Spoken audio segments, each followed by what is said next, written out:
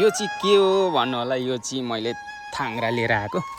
घरमा बोडी काँक्रा करेला रोपेको छ नि त, थाङ्ग्रा छैन अनि थाङ्ग्रा लिएर आएको। लजाउनु चाहिँ हुँदैन के, काम गरेर खाना चाहिँ लजाउनु हुँदैन। मैले थाङ्ग्रा लिएर आएको, लाज मानेर चाहिँ हुँदैन होइन, काम गर्नुपर्छ। अनि आफूले रोपेको फलेको खानाको मजै अर्कै हुन्छ। अहिले म कसरी लगाएको भिडियो पनि हाल्छु कि। मैले चाहिँ यहाँ 5-7वटा लिएर आएको छु, यसलाई टुक्रा बनाएर लाउनुपर्छ। बोकाइ चाहिँ यस्तो खालको छ, यसरी बोक्नुपर्छ। पसिना त आउँछ नि होइन, गर्मी छ धेरै। मैले चाहिँ फाइनली थाङ्ग्राहरू लगाइसकेँ। यसमा चाहिँ अस्ति लगाएको थियो। यहाँनिर बोडी फुल्दैछ, यहाँनिर उपर पनि फुलिरहेको छ, फुल्दैछ।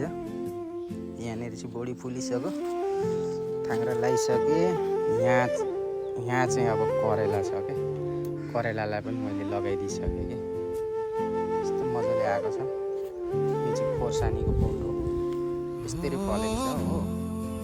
खोर्सानी यहाँ बोरामा रोपेको छ यसरी।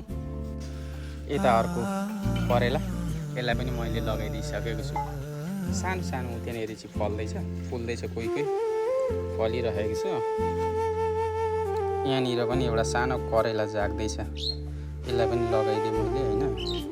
अनि यसको छेउमै रहेको चाहिँ यो चाहिँ काँक्रा हो। काँक्रालाई पनि मैले लगाइदिइसकेँ, थाङ्ग्रा लगाइदिएको छ। अब